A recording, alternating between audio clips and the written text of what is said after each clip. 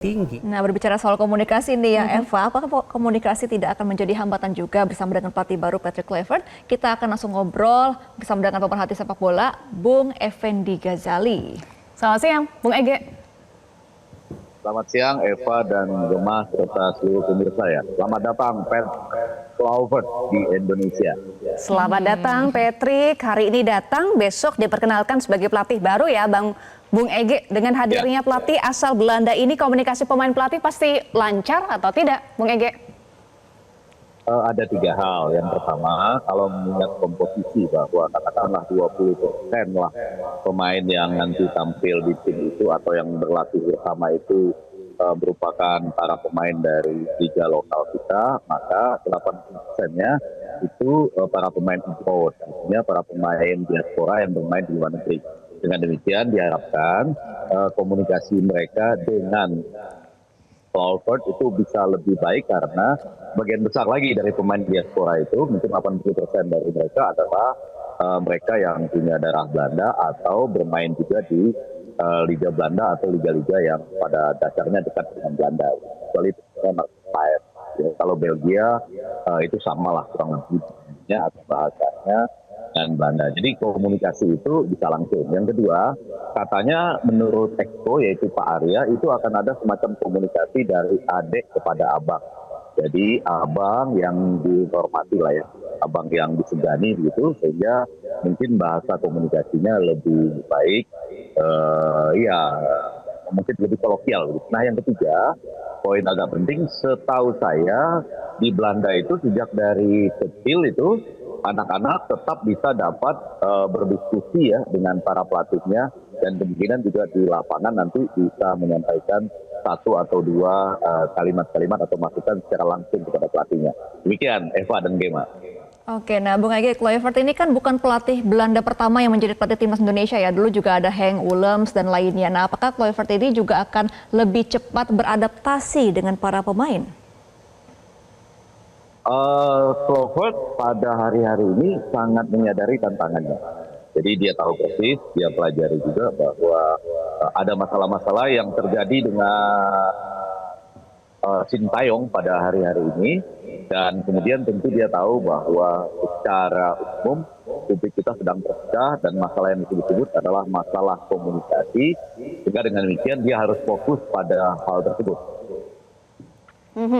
Bung Ege, menarik tadi Bung Ege sampaikan pola komunikasi adik abang yang disegani ya. Sebetulnya komunikasi seperti apa sih yang dibutuhkan terutama untuk komunikasi dengan pemain diaspora? Oh iya, tentu saja yang pertama adalah kendala bahasa dalam konteks linguistik itu ya, bahwa kalau mereka bisa langsung berbahasa sama-sama dalam bahasa Belanda gitu, itu akan jauh lebih mudah. Sebelum ini kan Sintayong relatif walaupun 5 tahun di Indonesia relatif belum mampu berbahasa Indonesia dan kemudian pada konteks-konteks tertentu dia banyak itu ya menggunakan penerjemah. Gitu. Jadi agak sulit kita bayangkan bahwa dia menggunakan bahasa Korea, KJJ, kemudian diterjemahkan ke bahasa Indonesia, mungkin nanti diterjemahkan ke bahasa Inggris ya. Dan pemain-pemain Belanda itu membutuhkan juga untuk dari Belanda ke Inggris. Pada umumnya mereka tahu lah. Nah pada bagian lain, sekali lagi, memang ada perbedaan budaya dalam konteks pelatihan. Kita tahu kalau di Korea, di banyak cabang lain, itu kan tidak sedikit juga ada pelatih yang kalau benar-benar ingin menegakkan kewibawaan dan menegakkan disiplin itu bisa juga melakukan beberapa teguran-teguran secara fisik. Gitu. Walaupun pernah dijelaskan bahwa kalau pemain itu pemain yang betul-betul terkenal di Son Heung-min misalnya, tentu pelatih melakukan tidak gampang melakukan hal-hal seperti itu. Tapi katakanlah dalam konteks budaya timur kita dan Korea juga, barangkali perasaan-perasaan pribadi itu bisa bermain sehingga muncullah tadi yang disebut dengan isu-isu di locker room, tadi disampaikan oleh Bapak Ketua Umum ya, pada waktu diskusi dengan Zelvia Skandar. Jadi ada dua masalah itu yang kemungkinan bisa kita potong 70-80% dengan kehadiran Kluivert yang relatif harusnya bisa lebih terbuka budayanya. Kemudian mereka tadi sudah menganggap dia sebagai dalam tanda petik abang, senior yang disegani, dan mudah-mudahan dia punya cukup banyak waktu ya, mungkin lebih banyak justru waktunya dengan pemain-pemain liga kita, yang begitu dia sampai nanti ada makan malam dengan pemain liga yang sudah di timnas, kemudian saya yakin pasti akan berusaha juga mencari pemain-pemain liga kita yang cukup baik yang bisa sampai ke timnas kita. Oke, Bung Ege, kan kalau dari publik ini banyak yang mengatakan bahwa Kluivert ini kan memang sebagai pemain bola skillnya bagus, tapi untuk sebagai pelatih ini masih agak kurang. Nah, menurut Bung Ege sendiri bagaimana nanti tantangannya ke depan untuk melatih timnas? Oh ya, pasti. Jadi yang pertama, begitu dia datang, dia sudah tahu tantangannya. Itu sebagian besar dari kita beranggapan kalau sebagai pemain ya, AC Milan, kemudian di Barcelona, saya sampai ingat bahwa dia setidaknya dalam 257 kali pertandingan dengan Barcelona itu mencetak 122 gol. Saya termasuk salah satu yang mengikuti sepak terjangnya di Barcelona. Dan tentu saja dalam konteks pelatih bisa kita dekati dengan dua perasaan. Perasaan yang pertama adalah kalau Anda agak sedikit pesimis dan kemudian mengatakan sebetulnya Sintayong kalau diberi kesempatan memperbaiki komunikasinya, dia bisa juga mengantarkan kita ke babak keempat ya dari kualifikasi Piala Dunia ini. Tetapi pada bagian lain memang betul untuk sebagai pelatih timnas Curaçao misalnya, kita lihat dia cukup berhasil menurut saya. Dia bisa mengangkat Curaçao itu dari posisi 151 di FIFA menjadi 100. Dalam ketika dia memegang tim itu tahun 2015-2016 itu ada 6 kali kemenangan, 3 kali imbang dan 3 kali kalah. Nah, tetapi memang waktu dia menjadi caretaker di tahun 2021 itu hasilnya tidak terlalu baik, yaitu ada 6 kali melakukan pertandingan dengan 1 kali menang, 2 kali seri dan 3 kali kalah. Tetapi catatan positif yang mungkin kita bisa lihat itu adalah ketika dia misalnya memegang klub Twente, sekali lagi tentu tidak bisa dibandingkan antara timnas dan klub, tetapi yang bisa saya katakan adalah dimanapun dia melatih selalu bisa menghasilkan gol-gol yang cukup banyak. Twente usia 21 misalnya pada tahun 2011 sampai 2013 itu dari 45 pertandingan 25 kali menang, 8 kali seri dan 13 kali kalah, tapi bisa menghasilkan 119 gol. Ya, kemudian juga di Adana Demirspor, walaupun dia tidak terlalu lama di situ, tetapi dari 20 pertandingan ya, rekornya itu adalah 866 ya, 8 kali menang dan bisa mencetak 41 gol. Walaupun kebobolannya relatif di sana sini cukup banyak juga. Karena di Adana Demirspor terakhir itu ada kebobolan 29 gol.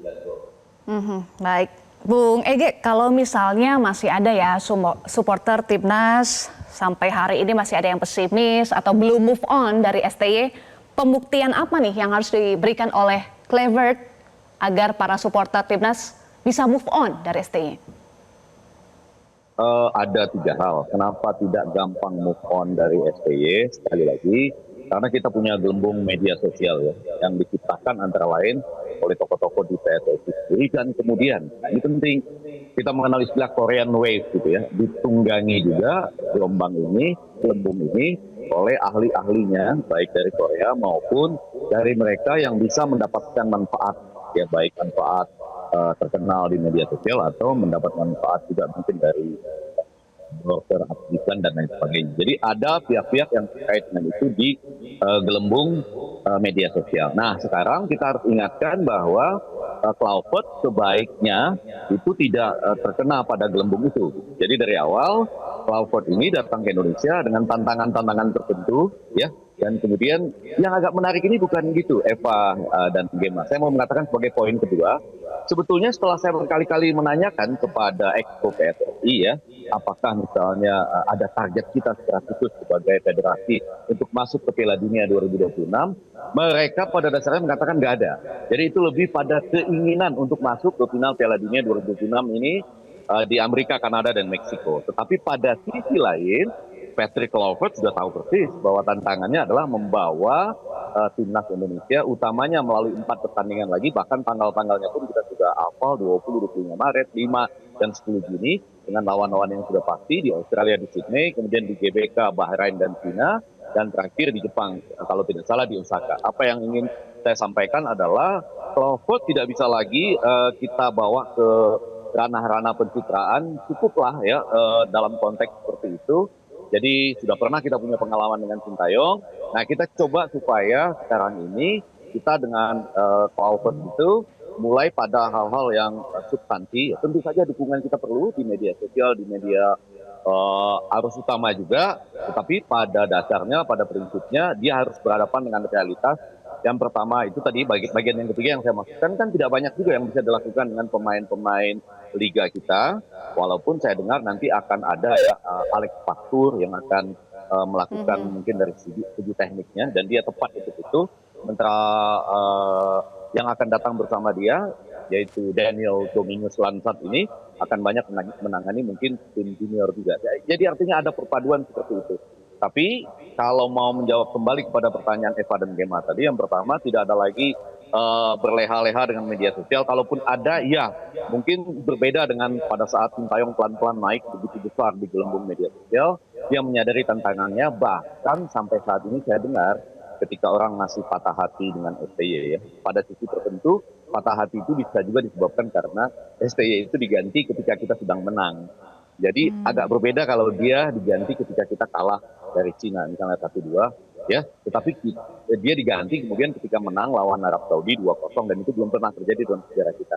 Jadi selamat datang Patrick Kluivert, dan di antara mereka yang menyaksikan acara ini, di antara para pendukung timnas tetap juga masih ada yang mengatakan walaupun PSSI tidak menargetkan, hanya mengatakan keinginan besar, tapi Patrick Kluivert tahu bahwa itu targetnya dan lepas dari itu kalau saja gagal dalam 2 atau 3 pertandingan ini, masih banyak juga orang yang mengatakan akan besar akibatnya bagi federasi itu sendiri gitu ya. Mungkin akan terjadi juga goncangan pada federasi.